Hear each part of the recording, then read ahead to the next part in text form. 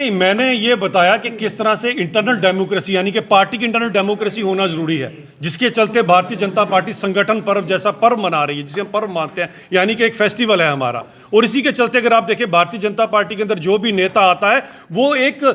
Elected नेता होता है, ना कि सिलेक्टेड नेता होता है। और मैंने इनको साफ पूछा कि आपकी तो कांग्रेस वर्किंग कमेटी के समय से, जहां पे 13 में से 12 वोटें सरदार वल्लभ भाई पटेल को मिली थी और नेहरू जी को 1 वोट मिली थी, लेकिन वो भी इस देश के पहले सिलेक्टेड प्रधानमंत्री बने, ना कि इलेक्टेड प्रधानमंत्री, क्योंकि देश के अंदर 1950 के बाद पहले चुनाव हुए हैं। तो मैं ये बताना चाहता हूं कि भले कांग्रेस हो, भले नेशनल कॉन्फ्रेंस हो, हमारे संगठन पर्व से कम एक शिक्षा लेते हुए, हमारे नक्शे कदम पे चलते हुए अपनी पार्टी के अंदर इंटरनल डेमोक्रेसी बनाए और भाई भतीजावाद के चलते। जिसके बाद अगर आप देखें, कांग्रेस के अंदर जो है of the Gandhis, by the Gandhis, for the Gandhis, और नेशनल कॉन्फ्रेंस के अंदर of the Abdullahs, by the Abdullahs and for the Abdullahs है। जब आप केवल और केवल परिवार को आगे लेकर चलेंगे तो आप हमारी तरह सबका साथ सबका विकास के फार्मूले पे काम नहीं कर सकते। जिसके चलते अगर आप देखें, आज उमर साहब एक ही आंख से देख रहे हैं और कश्मीर में फोकस है, जम्मू की तरफ उनका कोई ध्यान नहीं है। तो मैं ये चाहता हूं कि हमारे संगठन पर्व, जिसमें हम बूथ लेवल से अपनी समितियां गठित करते हैं, बूथ प्रेसिडेंट बनाते हैं, फिर मंडल प्रधान बनाते हैं, फिर हमारे स्टेट और यूटी के प्रेसिडेंट बनते हैं, फिर हमारे